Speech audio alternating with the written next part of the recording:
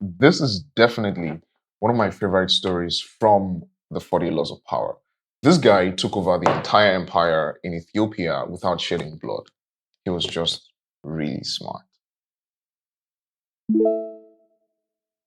Okay, let's get to it. So this was back in the 1920s.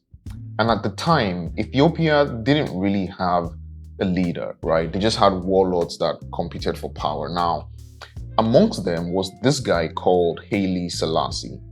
Now, Selassie was so good, he was beating them all to the game, right? And he was doing so well that it was looking like this guy would become the first leader of Ethiopia in a long time, right? Now, clearly, the rest of the warlords didn't like that. But the interesting thing was that they couldn't quite lay their hands on how this calm, wispy, quiet, unassuming guy had been able to take that much control. Just as they suspected, in 1927, he started inviting them all to the capital one by one to declare their loyalty and recognize him as the leader. Wasn't that much fun. Some hurried, some hesitated, as the case would typically be. But they all went, except for this guy called the Jazz Marsh Boucher. This guy flat out defied Selassie. Well, maybe not defied because he wasn't yet leader, but he refused to go. Boucher didn't think much of Selassie. In his opinion, Selassie was weak and unworthy to lead. But finally, in a gentle, still stern way, Selassie commanded Boucher to come to the capital. All right, in Boucher's mind now. It's your game. Let's play. Boucher shows up to the capital with 10,000 soldiers. 10K soldiers, more than enough to start a civil war. So he arrives, makes camp in a valley 3 miles away from the capital.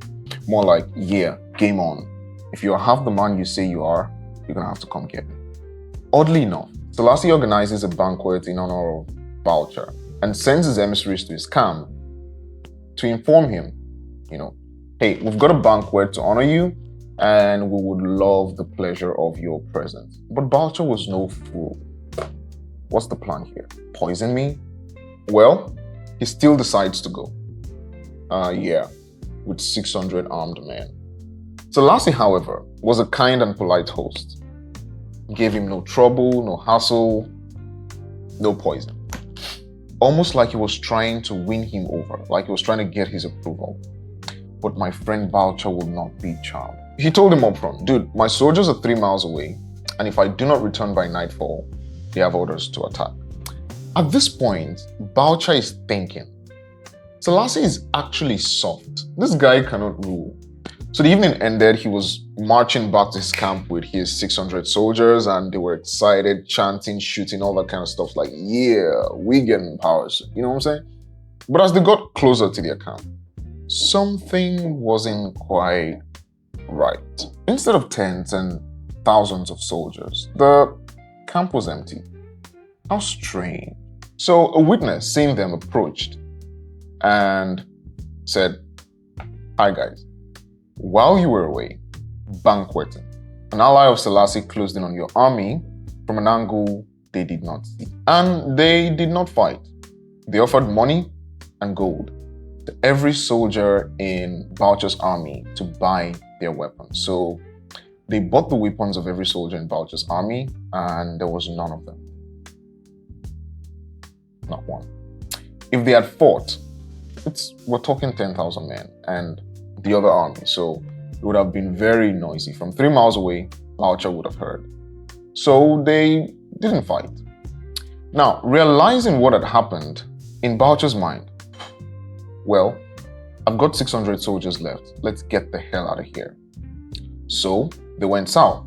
Now, the same army that disarmed his men blocked him. It's like, going somewhere? At this point, the only way out was through the capital. But Selassie already had his men guarding the capital, so no way home.